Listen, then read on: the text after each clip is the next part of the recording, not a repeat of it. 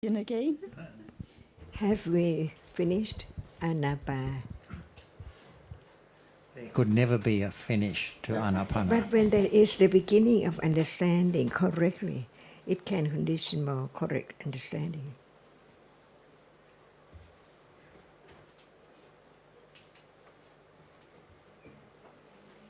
At moment of Anapana is also other reality there. So it depends on anotherness, which one would be object of understanding. Even at that moment, it's on the anapana, on, and the other moment, and then anapana as anapana bappa.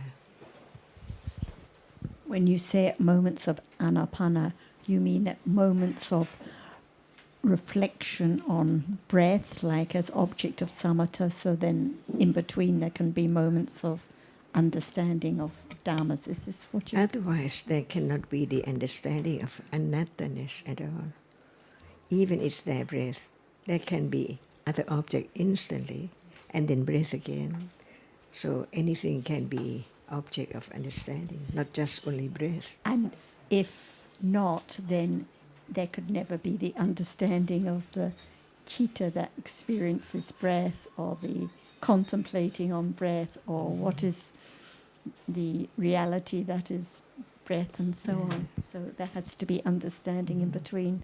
So that's why even the sections that seem to be just about samatha, anapanasati, then there has to be development of satipatthana even at those times, because that's the daily life. It's like if we want talking about someone who is swimming, it has to be at that time. Yes, but sometimes it's a question about what the sutta is describing, not what is possible. So we know that for the person with sufficient understanding, there can be understanding of any reality at any time. But sometimes the suttas are describing a person who doesn't yet have that level of understanding. So that was just the context in which I made that remark. So even breath is there as object, but at that very moment there can be instantly the understanding of citta which experience it. Citta which thinks about breath, you mean? No selection, what is No. there now by conditions.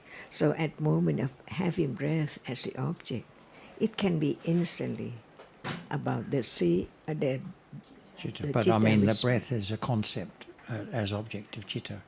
When we talk about vipassana, it's just about the reality or the nature of the Right. object. So then we're talking about a reality that is taken for breath, Hardness, such as softness, hardness, softness, motion, pressure, temperature. One of the something experienceable through body sense. or even citta, which has breath as its object. Right. So whether one's talking about breath as object of samatha or breath as object of vipassana, then the point is there can be understanding in between of citta or the rupa that is taken for breath as object of calm, or... Yeah. Breath as object of vipassana has to be understood as a manner of speaking. Yeah. Just like body, kayagata. So in the teachings, body and breath are singled out for mention as object of awareness and understanding. And there aren't no other conventional object comes to mind as being singled out for mention as object of awareness and understanding. I suppose in the Satipatthana Sutta there is mention of walking, the postures, for example, and other things. Yes. eating, putting on the robe, but actually it's referring to different dhammas that we call eating or putting on the robes.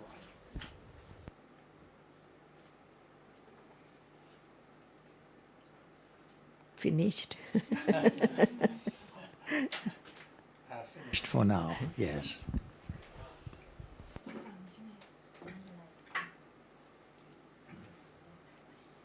Talking about the body, one of the topics that came up in Vietnam, which Hai was asking me more details about, we know that from the first moment of life, karma conditions different groups of rupas, including the body sense group of rupas, and that throughout life, karma conditions body sense rupas at each moment of citta and at each phase of citta.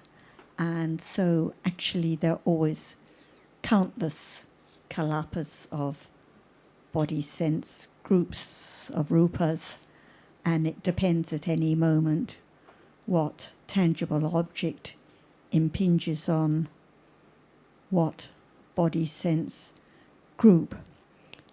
So in the back of the body or anywhere there are different groups of rupas, but what appears is what is most important.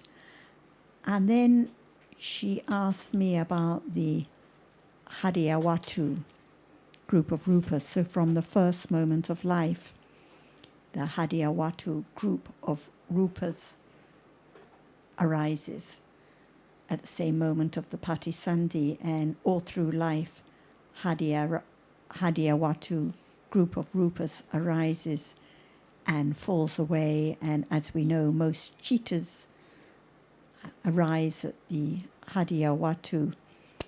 And her question was about whether there are always many Hadiyawatu groups, but it's just one which is the base for the citta to arise.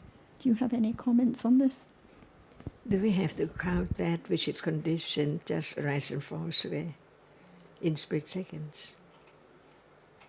Cannot count how many groups because they're all conditioned by karma, and that's enough, and just to know that it's the base.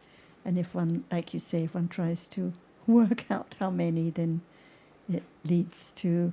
And then the other question the Vietnamese friends were asking about the eye sense rupas. We know that the visible object impinges on one eye sense in a group of rupas, in one eye, one group. And then they asked me, are there always many eye sense groups of rupas, or just one or two, or how many, but same question. How many rupas are there now?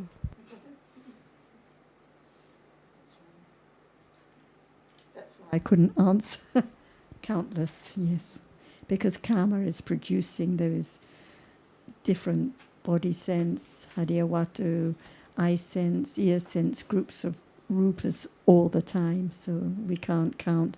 But what is miraculous is that the tangible object or the visible object impinges on one body sense rupa, one kalapa, or one eye sense rupa and one kalapa, and conditions the touching or the seeing just for a moment, the meeting of the ayatanas, very miraculous, and then all gone. As what is there now not known? How can there be the understanding of that which does not appear? This is a little relevant to the discussion we've been having with another friend. When one thinks about the numbers and how many countless kalapas there are and this and that, then one just gets lost in the world of thinking about numbers and details, which doesn't help the understanding of just what appears now. It's enough to just know that it's visible object that appears and then gone.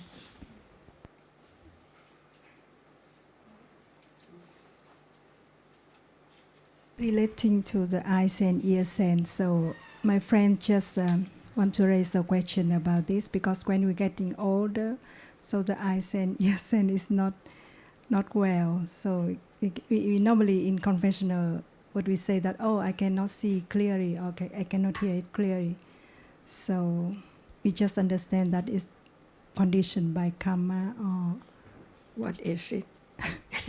Which is conditioned by karma.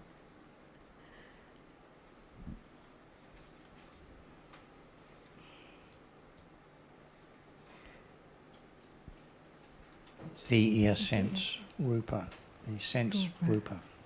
yes, It's conditioned by karma And gone. and gone. So, yes. for example, the rate at which those sense base arise and fall away could change. If it's not rising and falling away as rapidly as it used to by karma, Yes. then the experience may be impaired.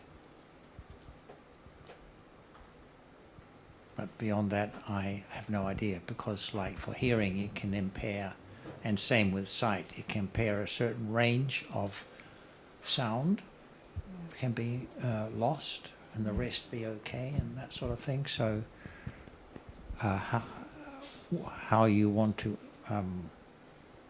well, I suppose we can say it's not necessary to try and relate that back to what we know about the ear base. I mean, it's just a fact of life. We can't say the rate they rise and fall away changes, because they always rise and fall away at exactly the same rate, 17 moments of chitta rate, but the eye sense, the eye sense is different. So the eye sense in old age is different from the eye sense when young, so different rupa. I don't mean the rate of rising and falling away of a single rupa. I mean the rate at which they follow one another.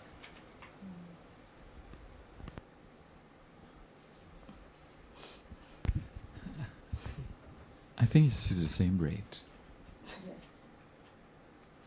Questionable.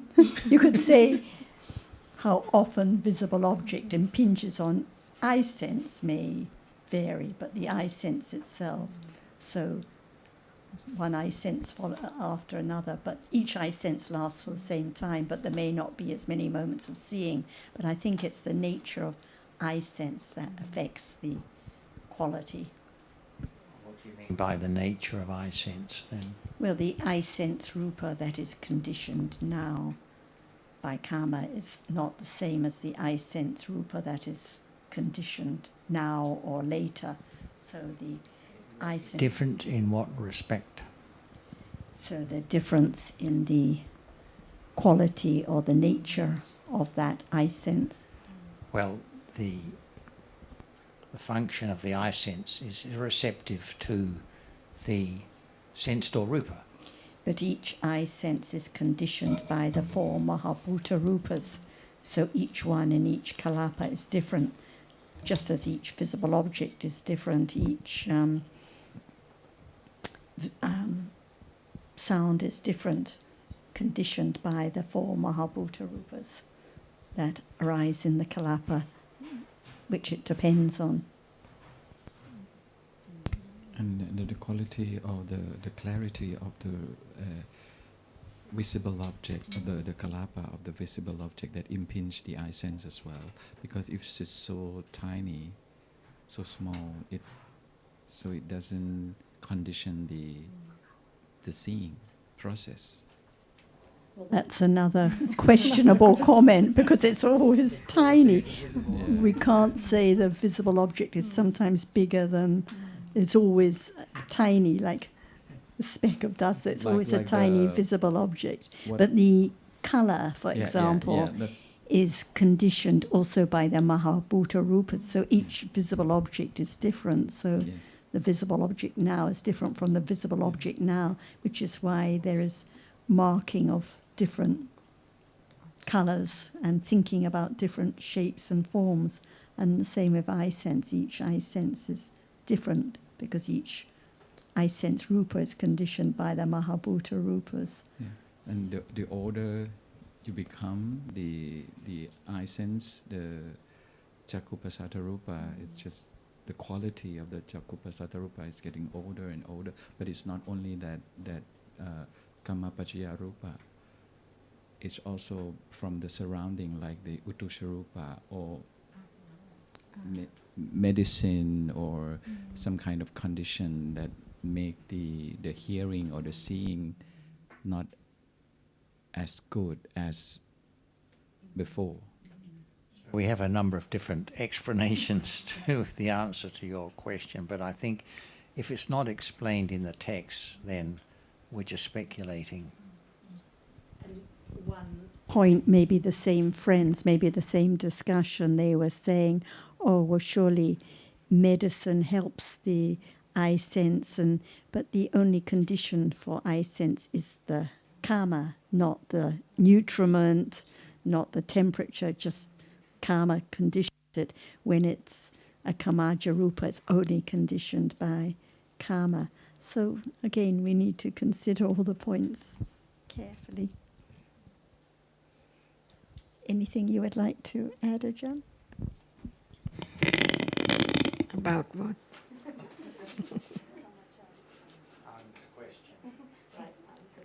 Kamacharupa. Okay, what? Which one? Like an eye sense, ear Okay. sense. Yeah. We are talking about eye sense. It's rupa, arising in falling away, unknown all the time. But when they see, is there any idea about eye sense or only that which appears? No, Ajahn. So learn to understand how many moments is there. But it can be understood through the mind door, right?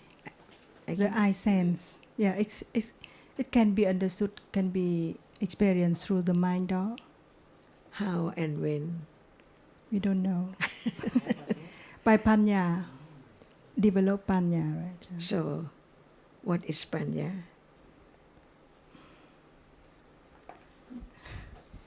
Just out of the blue. Our blue. Yes. So how come to understand the eye sense as just a rupa? No color, No color, no smell, no smell. and its quality is just that which the visible object has to impinge on it Yes. only. Yes. So at moment of what is seen is appearing, no thought about the eye sense. Yes. So when will there be moment of attending to the eye sense? Just think about it. When it can be an object of right understanding. It has to be unexpectedly, only by panya, at that very moment, by conditions. So now, Anne, there is considering of eye sense, but it doesn't appear. That's the point.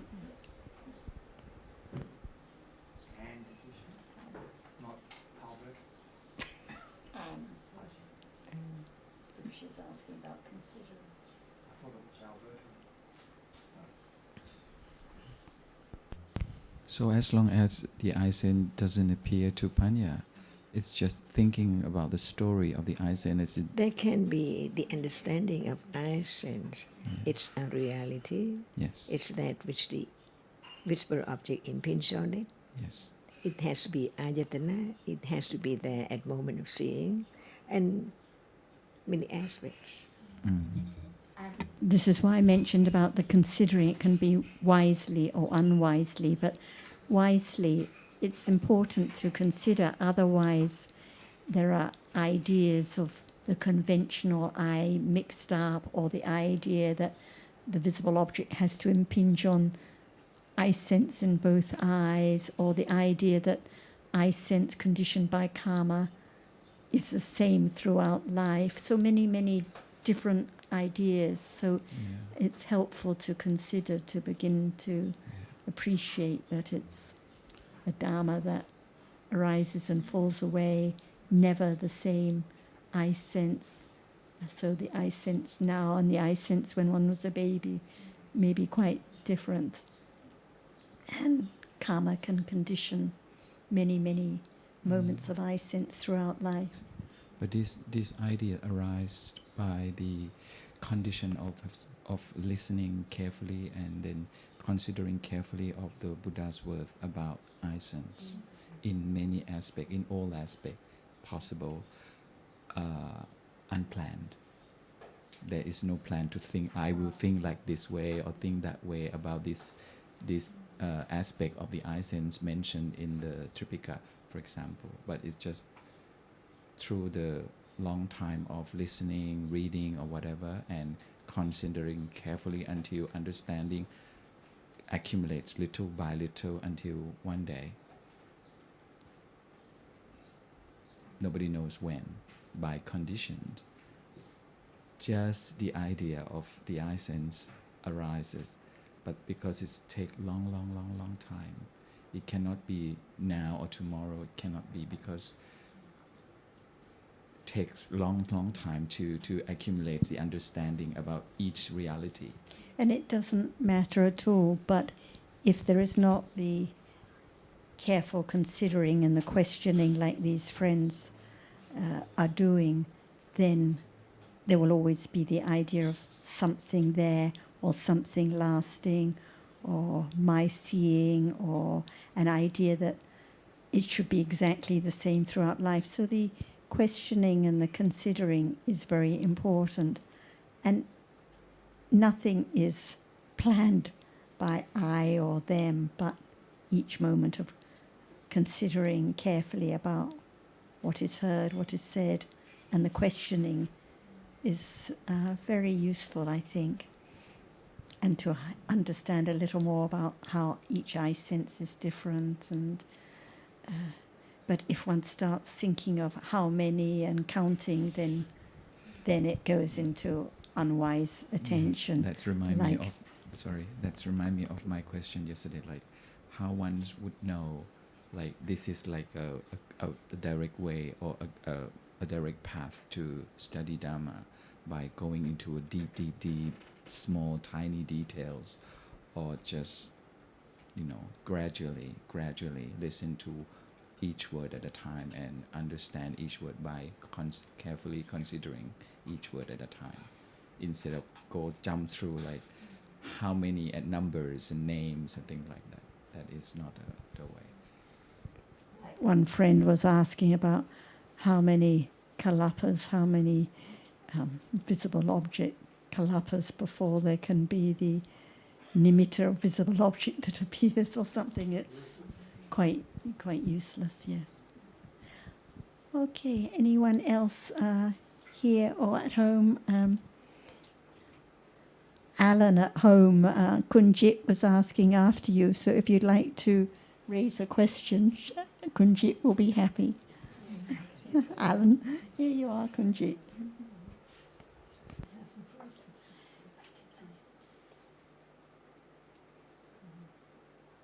Alan, your mic is not on. Yeah, we're not hearing you, Alan. Still not hearing you, Alan. Yeah, okay, can you hear me right now? Yeah. What is the role of samvega, which is a sense of urgency in the development of the path? Because without the sense of urgency, presumably the Buddha wouldn't be a Buddha. He left his home, he renounced his home through a sense of urgency, birth, old age, sickness and death, or whatever. So what is the role of a sense of urgency in the development of understanding of this moment?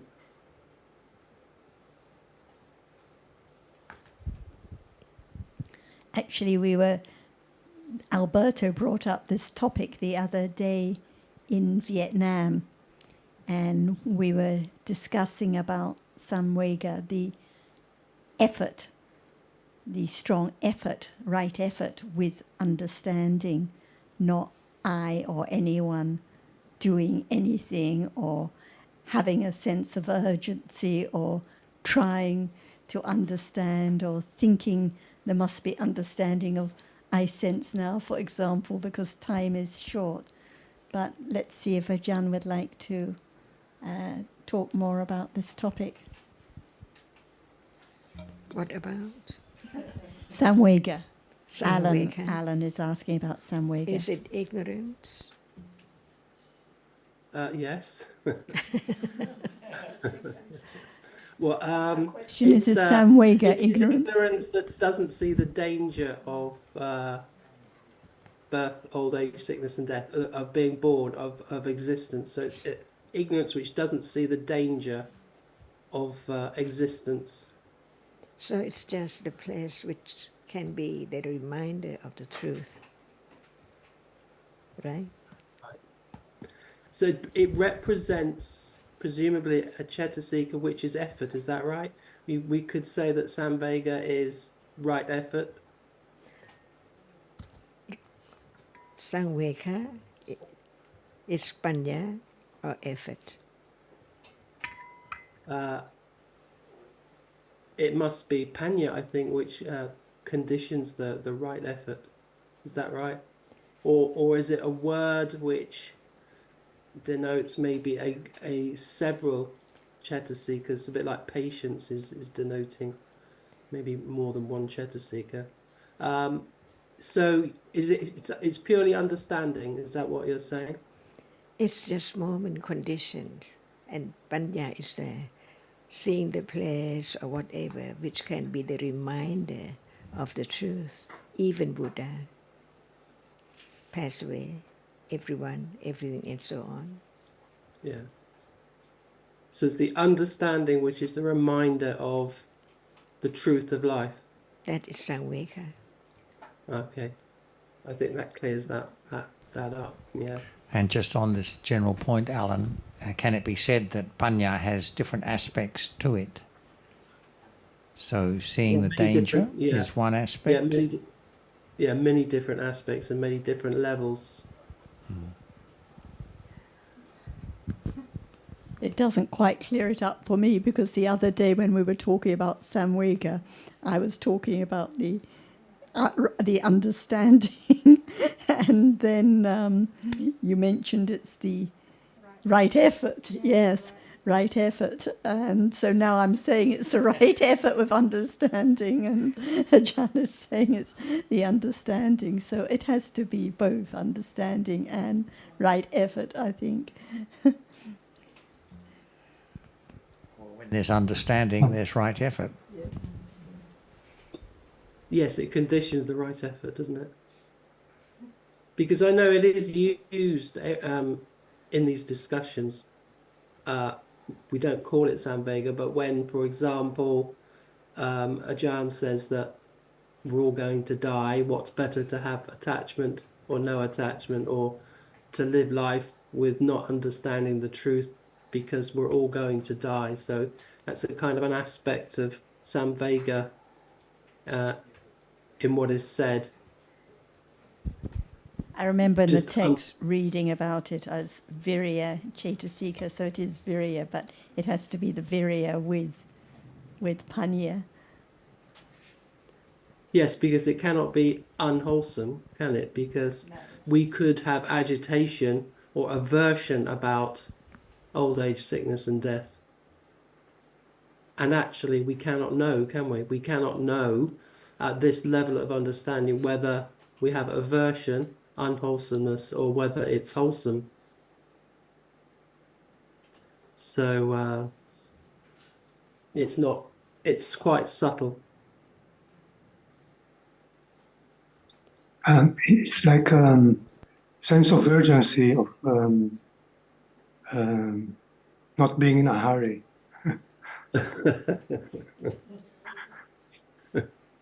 Not rushing things. It's a sense of urgency of not rushing things. That seems to something be a like that. contradiction. Yeah. Maybe a sober detachment, seeing the nature. I can understand that it has to be through seeing the way things are, but it cannot be aversion. So it's like aversion would be the near enemy of a sense of urgency. and also being agitated in a sense of wanting to reach the goal or trying to find a shortcut to get there. Yes, yes. That So sort that's of urgency yeah. does not. So you would say that it's a sense of urgency and not hurrying. Well, I think Alberto's referring to the conventional idea of urgency, which means get on with it. Or that another simile is used in the teachings of one's head or turban being on fire. Yeah. So both of those give rise, make us think of mental states that are not wholesome actually, but it's just to be taken as something for comparison. Also, the difference between conventional viriya and the kusala viriya. Like conventional, we have viriya when we try to do something which is not easy to accomplish, and we make an effort to do it. And while kusala viriya is the opposite in the sense that it requires not doing anything to not to do anything to accomplish the goal, which is the understanding, not doing anything. So same reality, but completely different setting or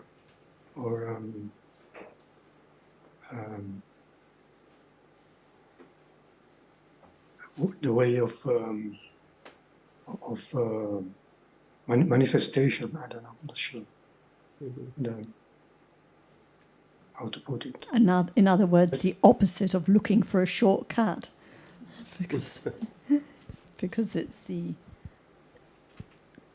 kusala virya, the strong virya that arises with understanding that all dhammas are conditioned. So the opposite of I trying to urgently find a short way or a quick way or a method to follow. And that's why I think it's important to also remember that when there's panya, virya is there already. Yes.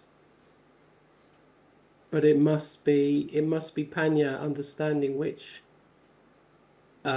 brings it about, which conditions it, because it is understanding at whatever level the way things are, that it's, for example, pointless to be attached to what is going to be lost sooner or later. So Actually, okay.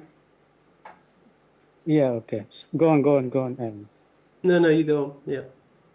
No, what I'm saying is that sometimes we have this idea, and it's easy to have such ideas that panya conditions virya means that it's a separate moment, that there's a virya, right virya, that's being arising because of panya having arisen prior to it.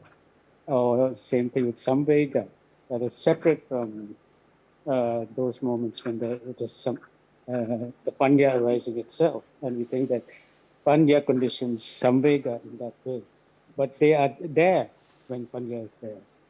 Yeah, I see. So arise together. Right. Yeah. Yeah. So to be clear then, does it represent one cetasika like effort, or is it panya? Sarah, because you were a bit confused about that. Is it effort or panya, or does it matter? I think it's virya with panya.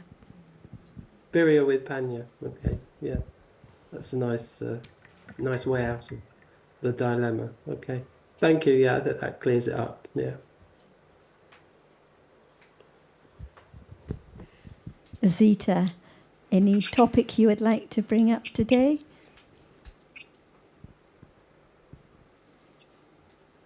Yes, I do have something. And it was in regards to talking with a friend, and she voiced quite a bit of distress about the fact that the Buddha, well, prior to him being Buddha in that last life, how he left his wife and newborn son, left home. And she thought that was not a very nice thing to do. So I explained to her that he could see the problems with attachments, but that didn't satisfy her at all. She thought it was a pretty mean thing for him to do. So then, in the end, I said, but in that very life, both the wife and the son followed the Buddha in his search for freedom from samsara. So I didn't feel I handled it very well, but she was kind of happy with that. They were bike riding, so the conversation didn't last long. But is there anything else that could have been said to her? What would I have said? I mean, what came out of it for me was the fact that the teachings of the Buddha are so deep. You know, you can't just explain something like saying, oh, yeah, he saw because I think Alan just brought it up, saw the urgency, sense of urgency of, you know, living in this life. But somebody who's not had much to do with the Buddhist teachings, that's she was still a bit disappointed with what he had done. So I think out of it for me was the fact that the Buddhist teachings are very, very deep and subtle, and takes a long time. And now we have the curlews wanting to say something. I don't know if you can hear them. Yeah.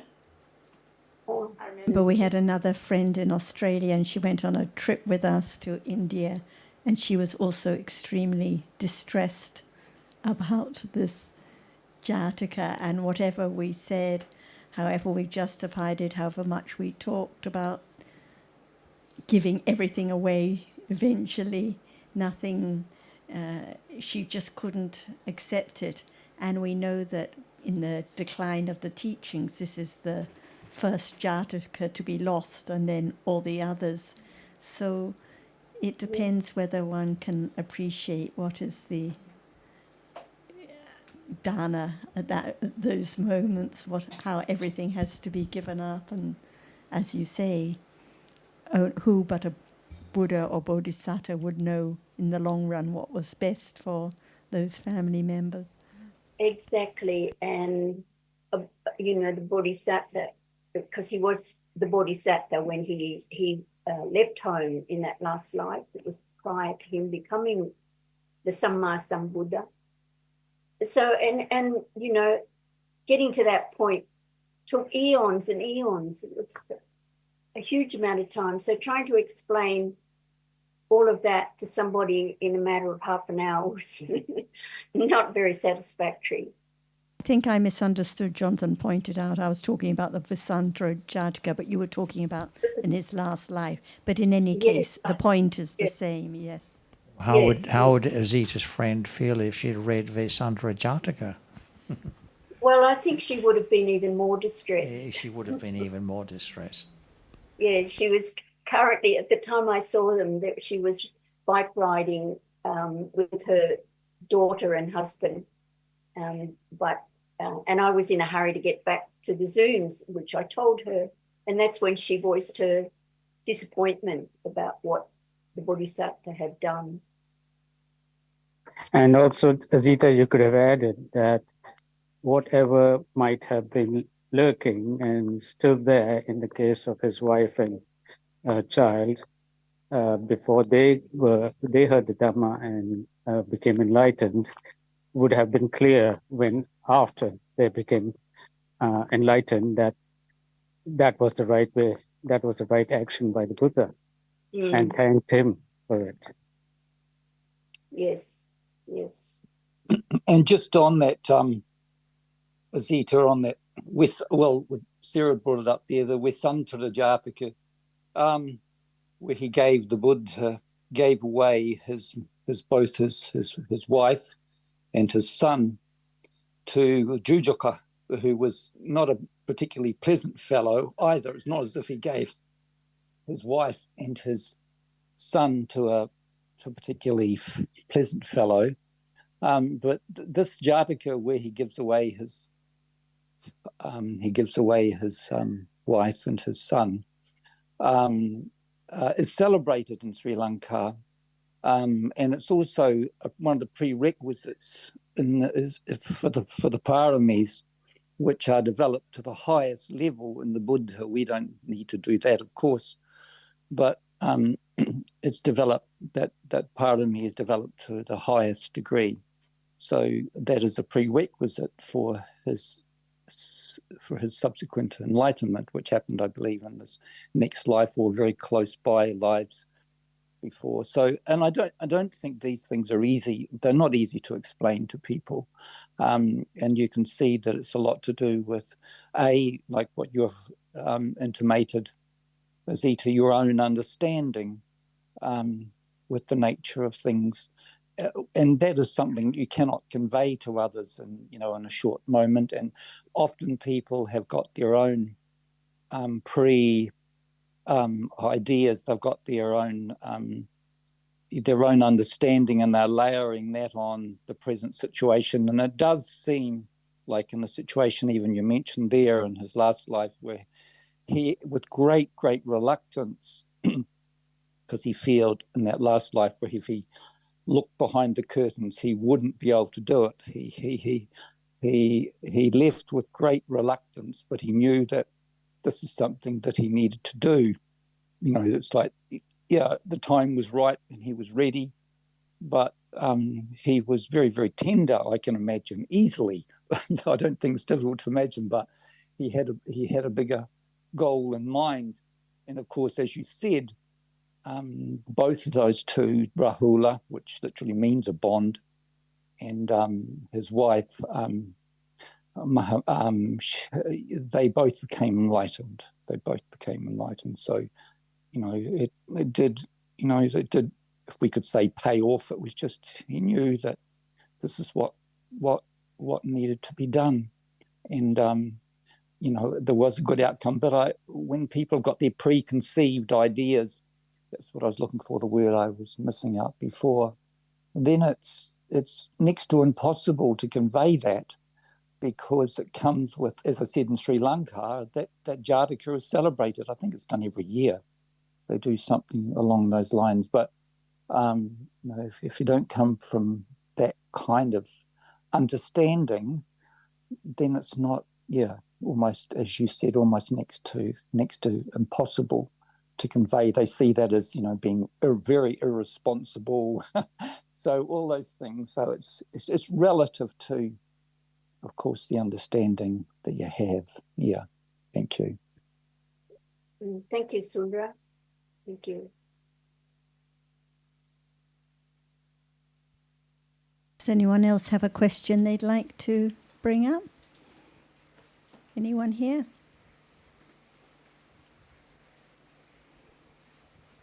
Kunsupatson?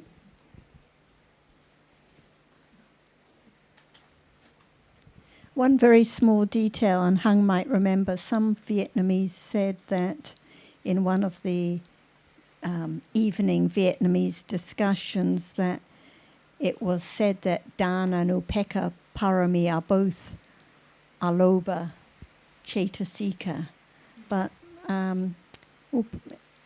Dana is Aloba and Upekkha Tattramajatata. But is that what it was said? They were both Aloba Cetasika? Aloba. So in a discussion it was said that Dana and Upekkha Parami are both Aloba Cetasika, but I thought Upekkha Parami was Tattramajatata, equanimity. But of course Aloba must be there. Not only one Cetasika. Many.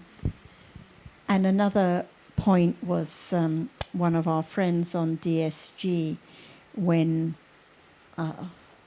one of us was writing about understanding with firm confidence, and he mentioned we always talk about understanding with firm confidence, and exactly what Chaitasika we're referring to, because Sada arises with all kusala chitas, and if we say Aditana Parami, well, what Chaitasika exactly are we referring to? This was Phil's question to you. So when we talk about firm confidence with understanding, his question is, what Chaitasika are we referring to? What are they all concerned with Panya? So it's concerned with Panya because we're talking about right understanding with firm confidence. So it's concerned with Panya, it's concerned with Sada, it's concerned with many wholesome realities, right effort, and so on. So with firm confidence, referring to many wholesome Chaitasikas then. Always firm Panya. Always firm Panya.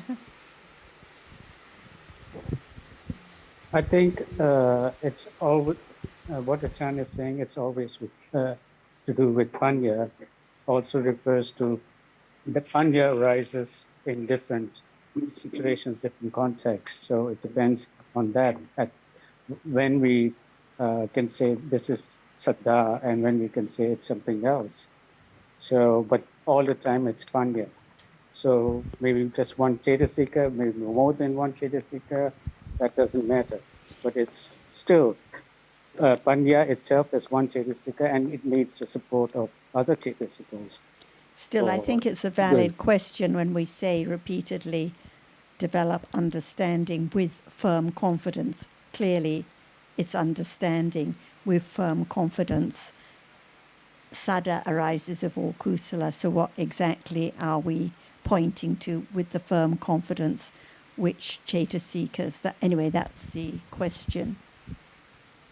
The thing is that we tend to want to reduce it to one Chetasika. Same thing as in the paramis, we come to learn that it's not just one Chetasika, all of those paramis, different paramis. We know that it's many Chetasikas involved to make it that parami. It's not just one Chetasika.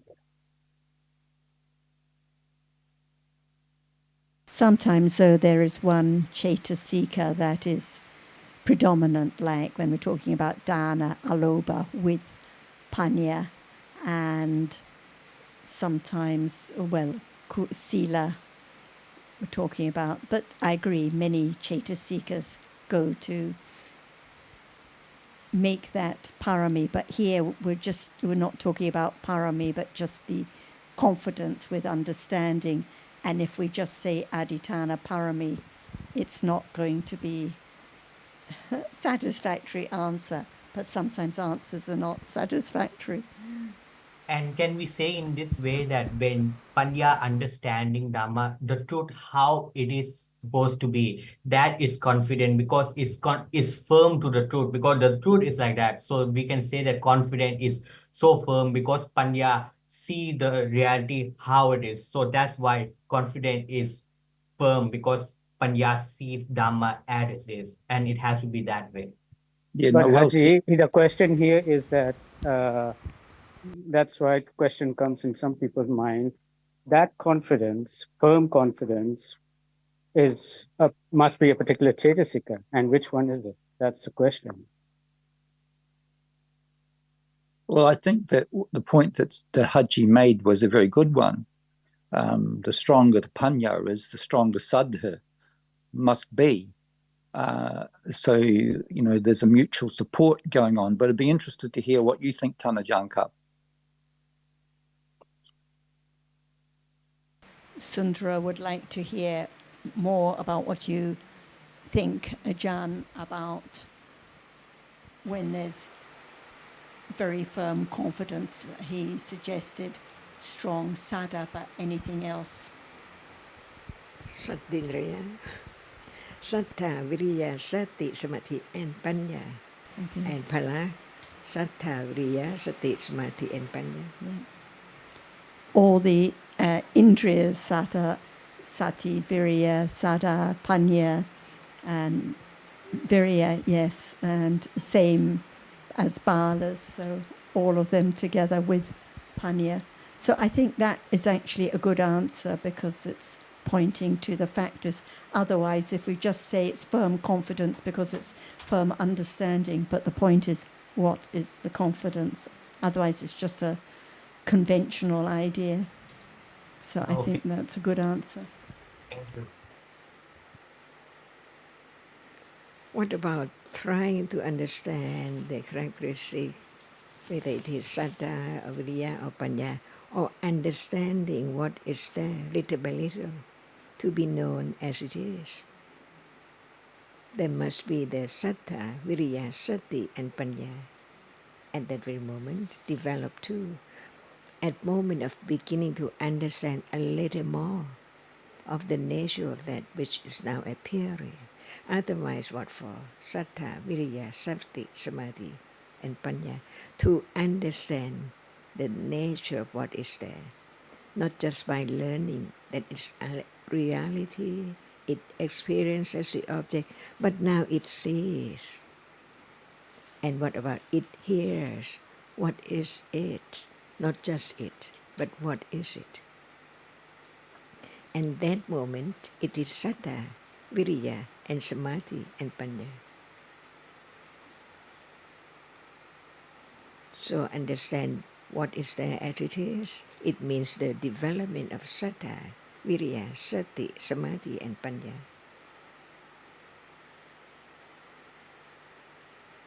Until it appears to be known only one reality at a time.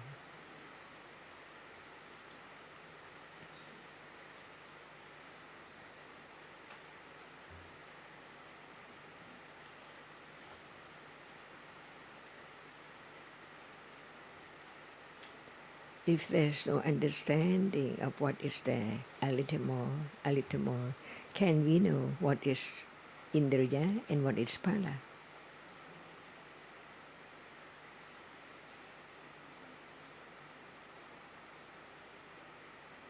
Do you have any questions, Sohan? Sundara Jan would like to know if you have any questions. Oh, Sohan. Or Sundara. Sohan, go ahead, please. Just now, no, Ajahn. See, we just talk about what is there. Just learn about the meaning, but what about right now is there? Like Sammasati, Satipatthana, and then Sammasati, until it becomes more Samma and Samma and Samma, deeper and deeper Samma. For example, right now, we talk about Sati, for example, but it's not now aware of a reality, and we keep on talking about different degrees of Sati. But when it's there, at that moment, it's a moment of understanding what degree of Sati. And when there is a little more, it's different, little by little, to understand different levels of Sati, Samadhi, Panya, Sattha. You can say that there can only be understanding of Sati as Indriya, or when it's really firm at moments of Satipatthana, when the understanding and awareness is directly of the object that appears, then only can it be understood what is meant by Indriya or firm Sati, firm mindfulness.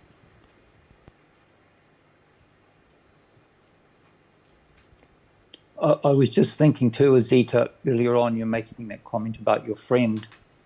In one of the sutta, there is the example of that bhikkhu who, before he became bhikkhu, had a son. And when the mother of the child brought the child to the bhikkhu who is now ordained as a bhikkhu, she just came to him and left the child in front of the bhikkhu and walked away. But the bhikkhu didn't even look at the child, and the Buddha subsequently praised him for his non-averting to the young child who had been left in front of him. The woman was looking from a distance and noticing what the bhikkhu did, came and picked up the young child though. So when these concepts and ideas are conveyed to people who do not really appreciate or certainly don't understand Dhamma, then there is likely to be misunderstandings or sometimes quite derogatory comments made about the irresponsibility, in the case that you pointed out originally of the Buddha, or in the Vesantara Jataka, which seems rather a strange thing to do, to give away your wife and child. But the Dhamma is not easily conveyed to people, as you pointed out. You can't just convey these ideas just willy-nilly or easily at all. It takes, and I think even when you've considered the Dhamma for quite a while, then these things do seem like even cruel perhaps. But when the Dhamma is considered in totality, then it becomes easier to appreciate these gifts, which were gifts in many ways. But when talking about the Vesantara Jataka, excuse me, or the other one where the Buddha in his last life, left home when a son had been born to him. So it's not easy to appreciate or understand these things because the Dhamma is so rare. So it makes it difficult of grasping. Sometimes, as we know, even at the level that we're trying to appreciate, the level of satipatthana, it's not easy. This is why we must continue to listen and attend wisely to the reality that appears. But we know, as Ajahn said, that it takes time and incredible patience is needed. And Ajahn often gives that example of the wasijata, the handle of the knife.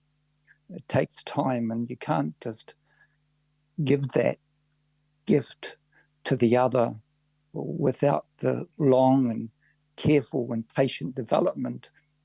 Even at our level of understanding, it just takes tremendous amount of time. So sometimes equanimity and just, we just have to leave it because they're not ready to appreciate sometimes, and sometimes silence is maybe the best answer at times.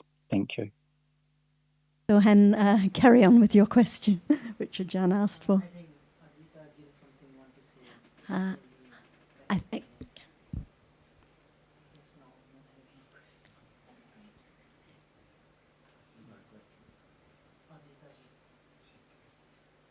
Were you trying to speak, Azita? Okay, Yes, go ahead, Azita. I have another question. And Ajahn, you often say it's arisen already, and I know I've brought this up before, but I find myself sometimes, I'll remind myself, it's just now. It's just now that whatever is here now is real. And then I go into the thought, is this a self trying to realize the present moment? And then it just becomes a whole lot of thinking. But I know that those might be doing something really busy or stressed out or whatever. And suddenly it's like, it's just now that you can't get rid of this stress. It just is this at the moment, and yeah. So it's hard to know whether it's a self-trying or whether it's actually some degree of wisdom.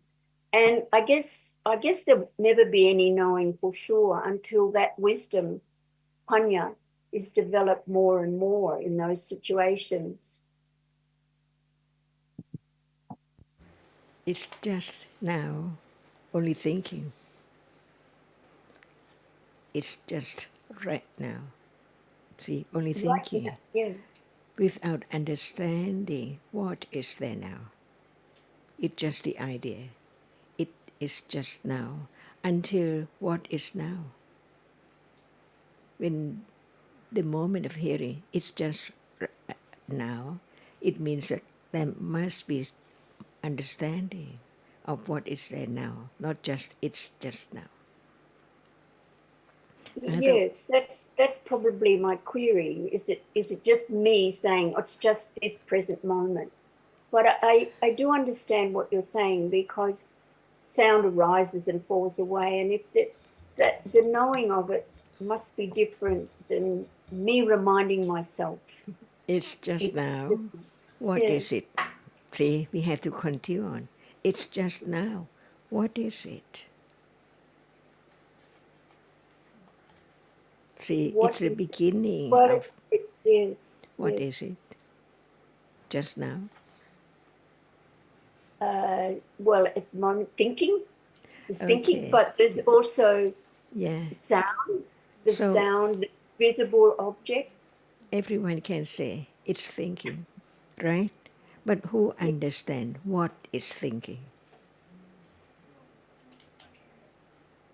Well, it's hard to know what it is that That's knows. it. That's it.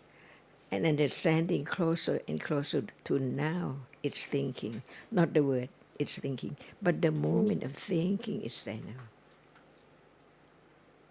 Right. So, Yes. Zita, I think that's the point of what Achan said, is that even when we hear what Achan she's just said, it's still just saying that is thinking, but is thinking about thinking. And that's how it's meant to be, since our understanding is low. For us, it's now in terms of an idea about now, not direct understanding.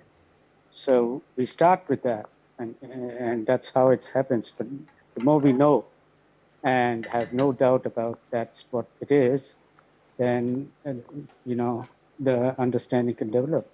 Otherwise, there's doubt about and having questions about and thinking about, is it now? Is it this? Is it that? So it's just understanding, listen carefully, and Ajahn keeps reminding us about. She just said, "It is now. What is it?"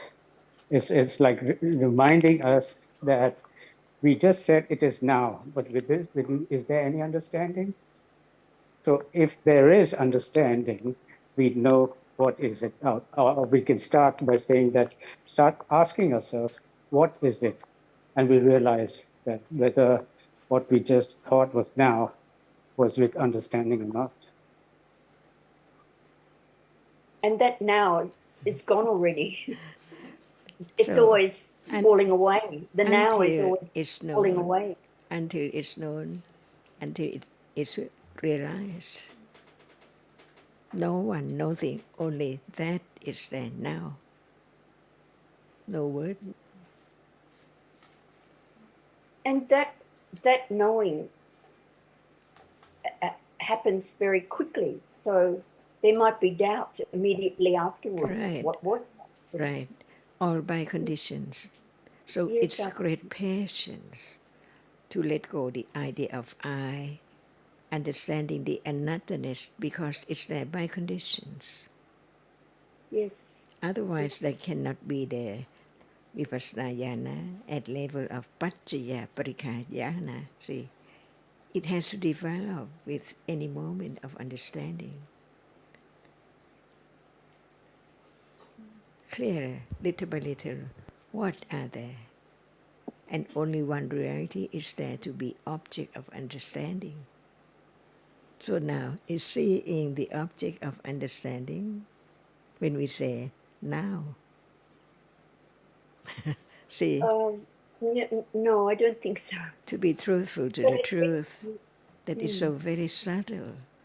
But if yes, it's not this way, no other way, no attention, no understanding, so it arises and gone. So each word is very, very useful to be considered, but it's because it's so true. Seeing is seeing.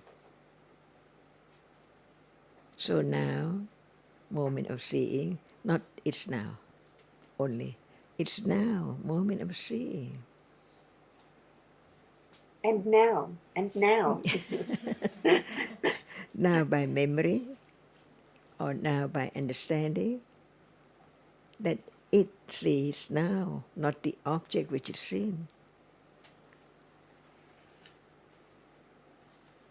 right. Oh, it's so deep, and it's, but they're beautiful words because I can see that there's more understanding, and that, like the other day, I was a bit stressed about something, and I thought, well, this is probably going to be eons of this kind of a lifestyle, and it didn't, that didn't bother me. It's like, if you listen often and contemplate what is heard, there must be conditions for more and more understanding. So it's a beautiful teaching. It's the most beautiful thing in the world. That's why each word is so true, so it's so beautiful. Yes, It yes, doesn't that's lie. so, yeah, agreed. Thank you. And before it can be known, seeing is this moment which sees. It takes quite a long, long time to understand the meaning of seeing, not the word, but the reality which experiences the object does not appear to be known so clear. It's there. We talk about it, but it does not appear as it is yet. It does not appear well, but without thinking, considering, how can it be gradually little known until it's there, appearing? Not just the first round of the Ariya Satya and the second round. It's then this moment. Is there now this moment, the second round? See? Yeah. So right understanding is so truthful to the truth. Yes, and that seeing, as you say, is, it's unknown, because seeing, it's always an I see this, I see that. But there's And also the intellectual understanding that, well, it's not really an I because there is no I, and as it's in there's not no just me, that. there's no I. But it's still just thinking, yes, but And it's the not thinking, just that level, see. mm, yeah, yeah, All are Dhammas, see. Until all are Dhammas. mm, Not now. It's just one Dhamma, not known yet, but heard about it, and it built up or developed the truth of not forgetting until the moment of awareness is there, or even a moment of thinking about the truth is there, no matter at moment of dana, see. So dana cannot be parami by itself. It has to be understanding of that very moment too. Dana and sila and so on.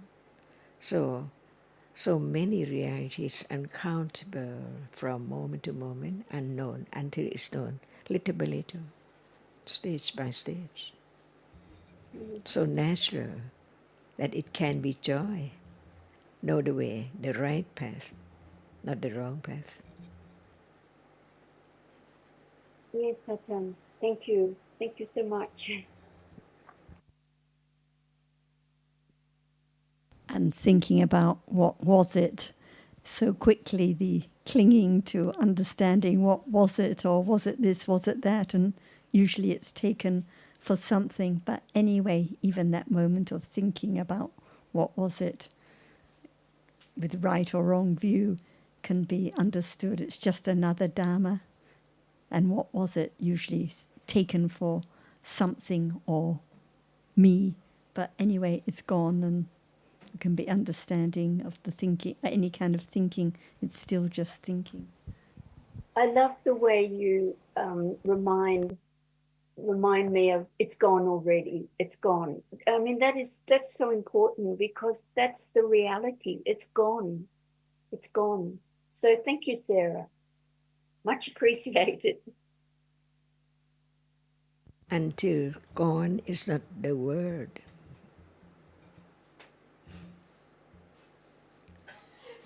Until gone is actually knowing. Understanding, directly understanding. The direct knowing that it's gone. Yes. No doubt about eons and eons and eons. No doubt, Atan. No doubt at all. I don't think it can happen in less than eons and eons.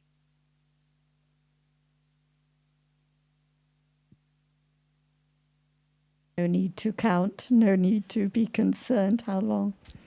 One moment at a time, each one gone. So it's now parami.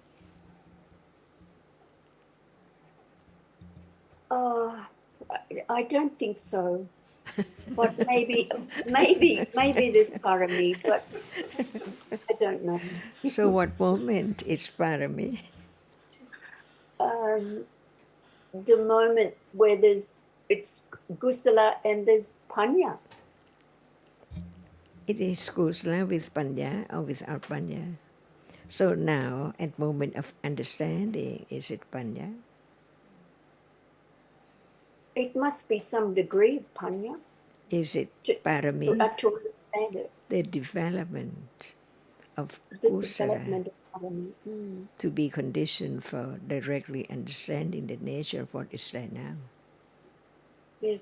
So each moment of understanding is parami, for sure. Okay. It's the development of parami, if not the parami itself. I would say the development of parami. Can parami develop without this moment? Oh, impossible. It has to be now, in this moment. Yes. So at moment of understanding, it is parami. Yeah. Okay.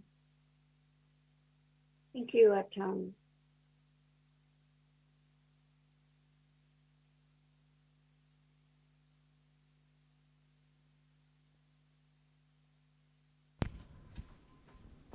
Until it becomes the full parami, when Lokuttara Citta arises with the necessary of the parami.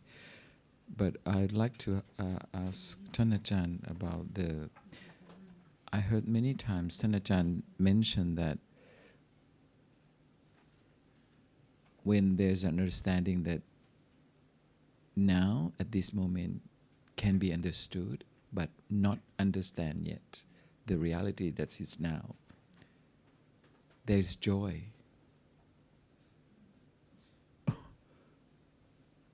How can there be joy when there is no understanding?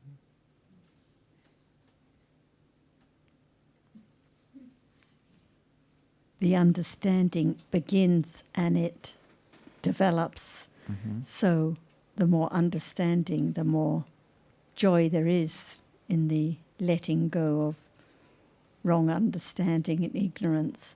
So if Ajahn says to someone, no understanding, it's like if one says, is visible object, does it appear now? And someone doesn't even understand what visible object is, no understanding. But maybe there's a little understanding and it grows and develops on and on until it's direct understanding of the sign of what is seen. So a little joy with a little understanding, and more joy with firmer understanding. Yeah. At moment of understanding, are you sad? No. See, Yeah. No, but that's not what I was talking about. I was talking about the other things, like the people in the, I don't remember the name. what about the truth of not me, no me, No, me, and this. sad? No, not sad. Of course not. But it must be like a true understanding. Not, Depending on understanding. yeah. For some people, they hear "know me" and they're sad because it's like shocking and Too much clinging. yes. All right. But anyway, carry on. Yes, it's about the fact that now it's the reality that is not experienced directly yet. So sad. No, it's not sad. But there must be, yeah, I agree now with Thanajan what just said, that there must be a firm understanding that there's a path and it can be known, it can be experienced. It's known or unknown. It's not me. Yeah. It is, no, not sad. And But- besides, there's understanding at the level of pariyati. At that time, there's saddha and everything else. So it has its own level of joy.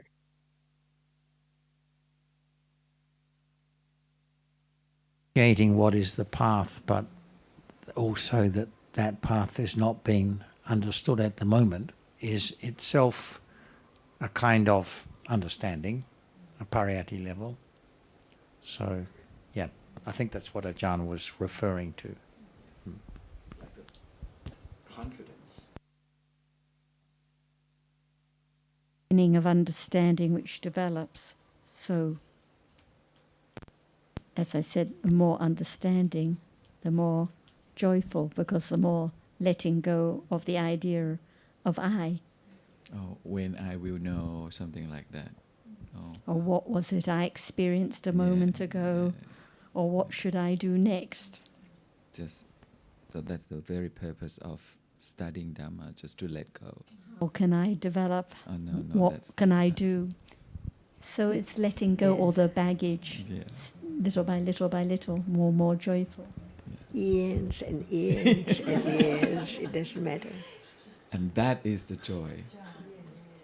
No more, not no more, but it's like little by little letting go, like the clinging of like, when I will know, when will realities directly experienced, something like that. Because it's long time. It's take long Lots time. and lots of baggage. So each little stone that's taken out of the bag Yeah. is a relief. Mm. It's joyful. A little less luggage, little by little, to carry around. Not sad. And firmer understanding. Without understanding this moment, it's impossible to realize the truth. That's the only And- way. Listen, considering, understanding deeper and deeper. And the big thing is that what we take for joy, which often arises when thinking about the beauty of Dhamma, the value of Dhamma, etc., most of the time it's lobha, thinking with lobha, and that's with somanasa.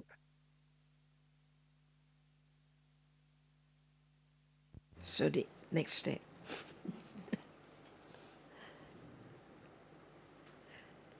This moment, it can be known whether there is awareness or no awareness.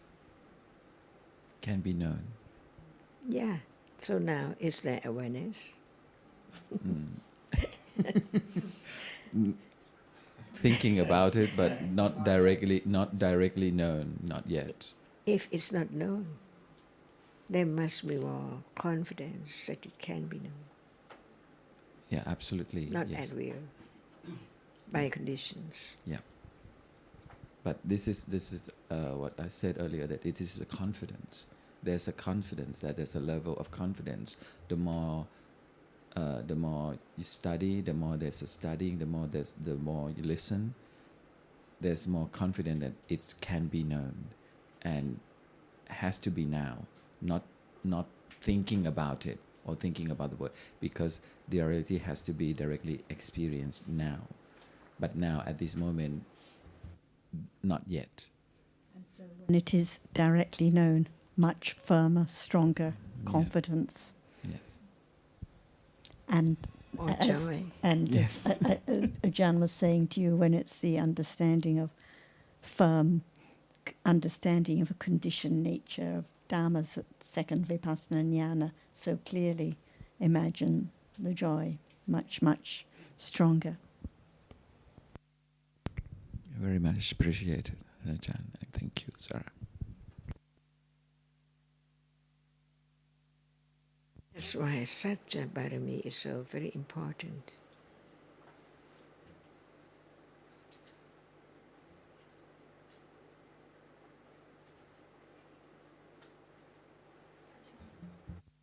Can you elaborate more about Satchaparami? Is another aspect of Panya, right? Right understanding. Without right understanding, no Satchaparami. What about try so hard with I?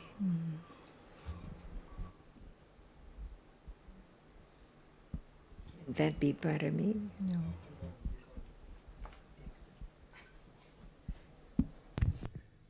Because to take I.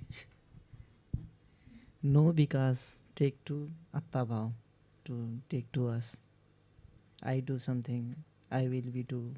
This not can be Paramis. Much different. I. It's not I.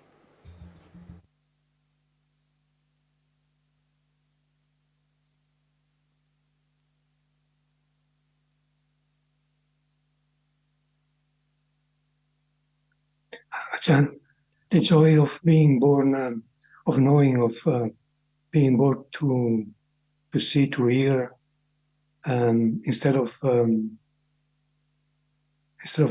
I see and I hear and I think,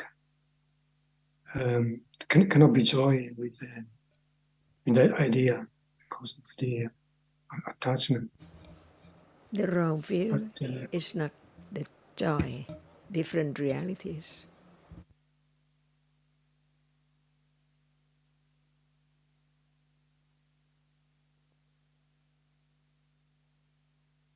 What is joy? See, come back again to the reality of joy.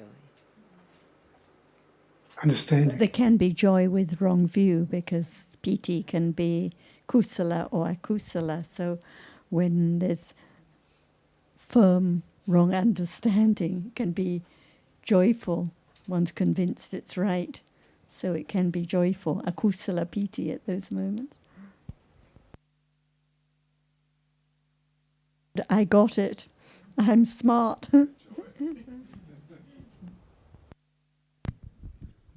But Achan, piti can be arise with akusalas also, yes. So people can be joy with akusala also. Yes, with Even they loba, it arises with loba. You are Joy going, and happy feeling. you are going to Nepal. Joy, Joy, yes, thinking. akusala, Loba. about of food, about of peoples to see to our relative friends. Akusalas. Joy now to be here having the discussion. Yes. Kusala or akusala? Kusala. No akusala. No Sometimes also akusala, but So also akusala piti. yes. When we laugh, when we have fun, different moments. So common.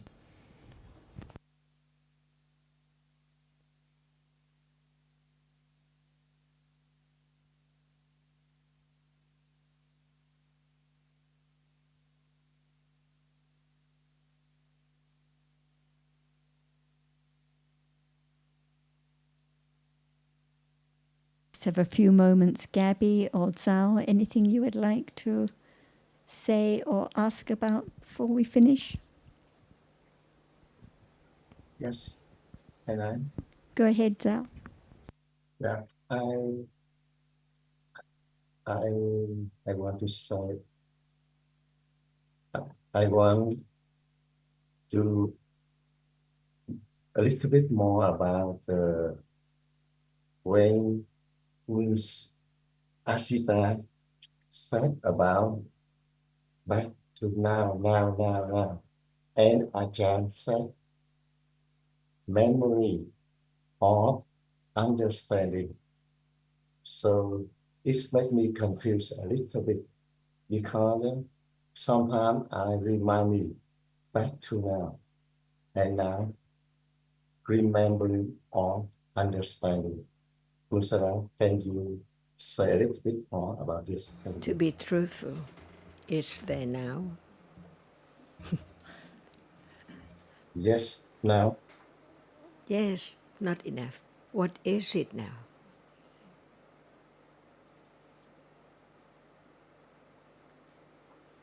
and when we say for anything reality at this moment, it's very difficult to recognize its understanding about reality or just replay like a recording what we heard. So very long now. Yes. So Ajahn said, what is now? Because otherwise we say, oh, back to now, and there's only now, but what is now? Otherwise it's just a long story about coming back to now. So what is now?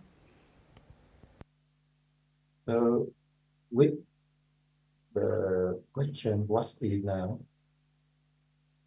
And when I said they're seeing now, so it's the remembering or understanding. Why we have to talk about what is there, whether it is seeing or thinking, but in truth, all of them gone.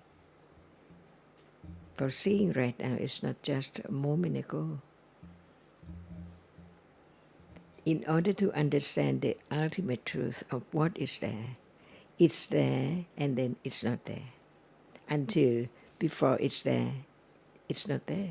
And then there it is and then gone. Closer and closer to each different realities, one at a time. Moment of hearing is not moment of thinking, not moment of seeing. Now in a moment. Yes. And one, just a little bit, one more thing. When I think about what different between concept and ultimate reality, and it's a thinking. So it's not now.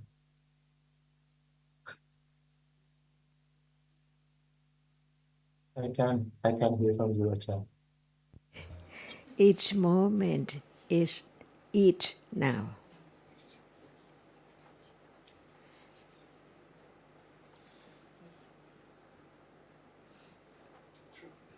Yes, so not easy to understand about it. I still consider kind of So even thinking about how difficult it is or what it is, but it's now. Each thinking is now. Each seeing is now. Each hearing is now. There is only ever now.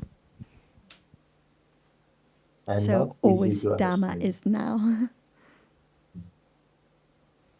And that's why we still listening and still concentrate more. Because I start thinking about what was just gone and what is the difficulty or what does the word mean. But what about now? What appears right now to be understood now? A little more until it's directly understood at this moment,